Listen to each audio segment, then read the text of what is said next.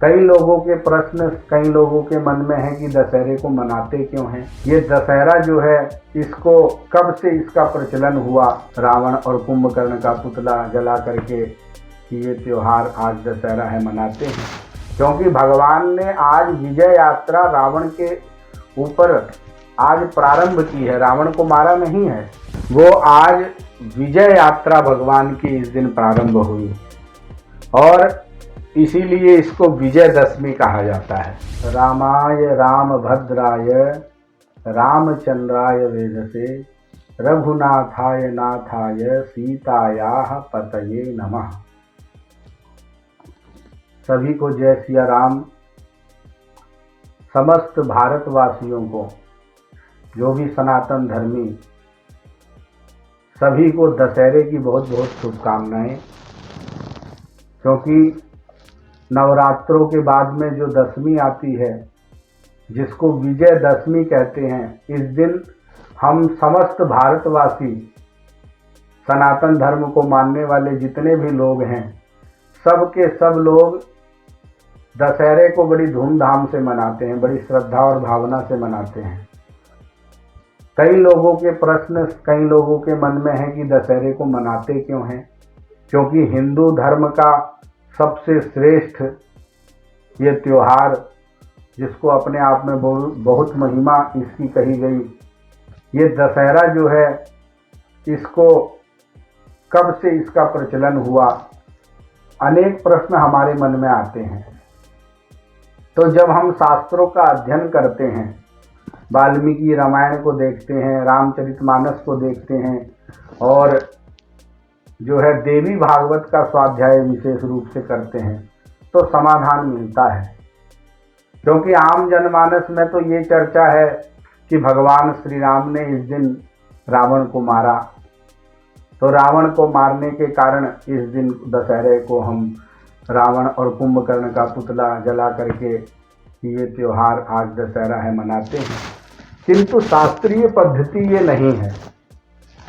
शास्त्रीय पद्धति के अनुसार इस दिन भगवान श्री राम ने 9 दुर्गा का पूजन नवरात्रों में करके, भगवती को, राजराजेश्वरी को, दुर्गा सप्तशती के द्वारा प्रसन्न करके, उसके बाद में भगवती से वरदान लेकर के अपनी विजय यात्रा को प्रारंभ किया था।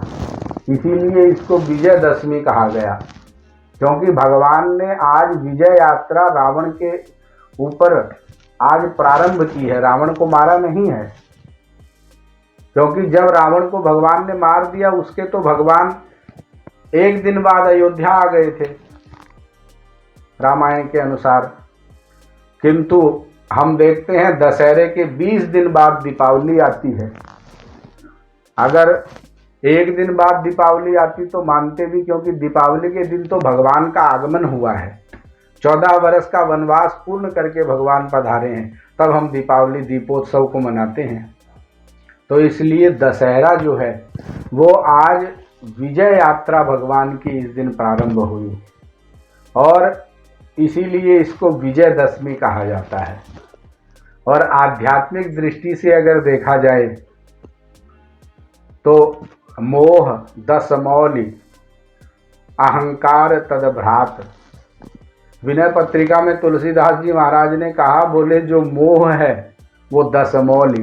लंका का वर्णन करते हुए कहते हैं कि लंका के अंदर 10 सिर वाला जो रावण रहता है वो साक्षात मोह का रूप है, और उसका जो भाई है कुंभकर्ण वो अहंकार है।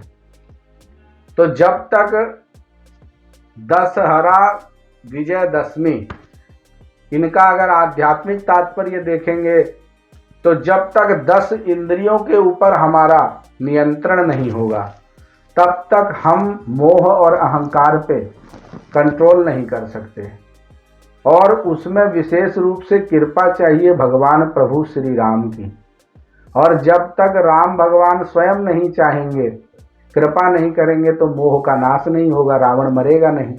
तो मानो आज के दिन, इसीलिए देखो क्षत्रियों का यह प्रमुख त्योहार है जो दशहरा है, क्योंकि इस दिन शस्त्र पूजन होता है। जो क्षत्रिय लोग हैं वो अपने शस्त्र का पूजन करते हैं और पूजन करके युद्धांगन में अगर खड़े होने की बारी आए तो डट करके सामना करने का ऐसे अपने अंदर विश्वास पैदा करते हैं। इसीलिए विजयदशमी को शस्त्र का भी पूजन होता है। तो देखिए अनेक कारण हैं। भगवान श्री राम नौ दुर्गा का पूजन करके भगवती को प्रसन्न करके वरदान मांग के आज अपनी विजय यात्रा को प्रारंभ कर रहे हैं। इसलिए ये दशहरा मनाया जाता है और क्षत्रियों का यह प्रमुख त्योहार है। और 20 दिन बाद जब भगवान रावण के ऊपर विजय प्राप्त करके उसके बाद जब अपने वहाँ पधारते हैं तो हम दीपावली को मनाते हैं, जिसको दीपोत्सव कहा जाता है। तो दशहरे का यह पवित्र त्योहार हम लोगों के लिए है।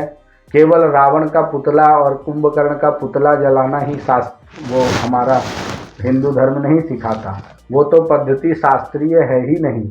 ये दशहरे का तो वास्तविक मतलब यही है कि हम अपनी 10 इंद्रियों को भगवान श्री राम में समर्पित कर दें।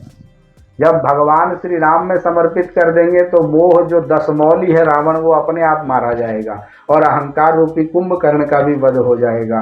तो दशहरे का तात्विक अर्थ देखते हैं तो मोह और अहंकार को नष्ट करते हैं भगवान 10 इंद्रियों के ऊपर कृपा करके।